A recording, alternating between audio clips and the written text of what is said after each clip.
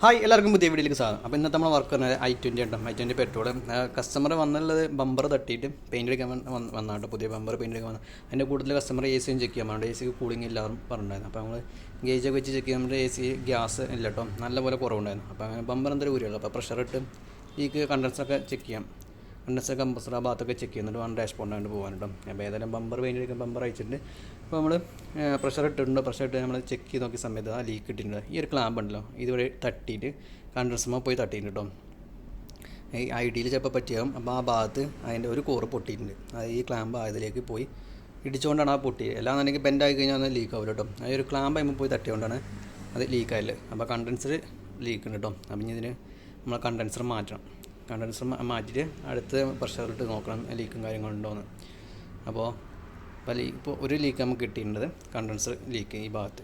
ഇനി കണ്ടൻസർ അയക്കണമെന്നുണ്ടെങ്കിൽ ഈ ഫ്രണ്ടിലെ ഈ ക്രോസ് അയക്കാം കേട്ടോ. ക്രോസ് അയച്ചാൽ സുഖമായിട്ട് നമുക്ക് എടുക്കാൻ പറ്റും. ക്രോസ് അയക്കണമെന്നുണ്ടെങ്കിൽ 8 ബോൾട്ട് 12 ബോൾട്ട് പിന്നെ 2 10-ൻ്റെ നെട്ടുണ്ടായിരിക്കും. അത് അയച്ചു കഴിഞ്ഞാൽ നമുക്ക് ആ ഫ്രണ്ടിലെ ക്രോസ് മാറ്റി അയക്കാം കേട്ടോ. അതിന് ശേഷം കണ്ടൻസറിൻ്റെ പൈപ്പും കാര്യങ്ങളൊക്കെ കേട്ടോ.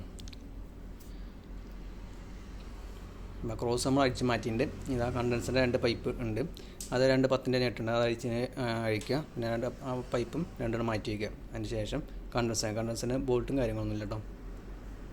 അത് റേഡിയേറ്ററിലേക്ക് സ്ലൈഡ് ചെയ്ത് ഇറക്കി വയ്ക്കണം. അതിൽ റേഡിയേറ്ററിൽ ലോക്ക് ഉണ്ടായിരിക്കും, അപ്പോൾ സ്ലൈഡ് ചെയ്ത് ഇറക്കി വയ്ക്കണതാണ്. അപ്പോൾ ആദ്യം 2 10-ൻ്റെ ബോൾട്ട് വെച്ച് ആ 2 പൈപ്പും മാറ്റി വെച്ചിട്ടുണ്ട്. ഇനി നമുക്ക് കണ്ടൻസർ അയക്കുന്നുണ്ട്. കണ്ടൻസർ അയക്കാൻ കുറച്ച് സാധനങ്ങൾ അയക്കാണ്ട് കേട്ടോ. ഇതാ ഉണ്ടോ, ഇതിലേക്ക് ഇറക്കി വെച്ചിട്ടുണ്ടോ കണ്ടൻസർ, നേരെ ബോൾട്ടും കാര്യങ്ങളൊന്നുമില്ല. അപ്പോൾ ഞാൻ അയക്കാന്നുണ്ടെങ്കിൽ റേഡിയേറ്ററിൻ്റെ ക്ലാമ്പ്, അത് മുകളിലത്തെ 2 ക്ലാമ്പ് 10-ൻ്റെ ബോൾട്ട് അയച്ച് ജസ്റ്റ് ഒന്ന് അങ്ങോട്ടും ഇങ്ങോട്ടും വൈഡാക്കണം. മുകളിലത്തെ ഒരു ഷീൽഡ് ഉണ്ട്, അത് തടഞ്ഞുകൊണ്ട് കണ്ടൻസർ നമുക്ക് അയക്കാൻ കുറച്ച് ബുദ്ധിമുട്ടുണ്ട്. കുറച്ച് ഫ്രണ്ടിലേക്ക് വന്നു കഴിഞ്ഞാൽ നമുക്ക് എടുക്കാൻ പറ്റും. അപ്പോൾ ഫോണും കാര്യങ്ങളൊക്കെ അഴിച്ച് മാറ്റിയിട്ടുണ്ട്. അങ്ങനെ അയച്ചിട്ട് കണ്ടൻസർ നമ്മൾ അയച്ച് വെച്ചിട്ടുണ്ട് കേട്ടോ. കണ്ടൻസർ ബെൻഡായിട്ടുണ്ട് കേട്ടോ, അടിഭാഗം ബെൻഡായതുകൊണ്ട് ലീക്ക് ആവില്ല കേട്ടോ. അത് അവിടെ തട്ടിയുണ്ട്, ആ ഒരു ഫിൻസ് തട്ടിയുകൊണ്ടാണ്, അതിൽ ഒരു 2 ട്യൂബിൽ തട്ടിയുകൊണ്ട് അത് ലീക്ക് വന്നത്. അപ്പോൾ പുതിയ കണ്ടൻസറും കാര്യങ്ങൾ വന്നിട്ടുണ്ട്. ഈ കണ്ടൻസർ കയറ്റിയിട്ട് പ്രഷർ ഇട്ട് ഒന്നും ചെക്ക് ചെയ്യണം. പ്രഷർ ഇട്ട് നമ്മൾ ലീക്ക് ഉണ്ടോ എന്ന് ചെക്ക് ചെയ്യണ്ടോ, അതിലേക്ക് ചെക്ക് ചെയ്തിട്ട് നമ്മൾ ഗ്യാസ് കയറ്റുള്ളൂ. വേറെ എവിടെയെങ്കിലും ലീക്ക് ഉണ്ടോ എന്ന് കൺഫേം ലീക്കില്ല കൺഫേം ആക്കി കഴിഞ്ഞാൽ നമുക്ക് ഗ്യാസ് കയറ്റാൻ പറ്റുള്ളൂ.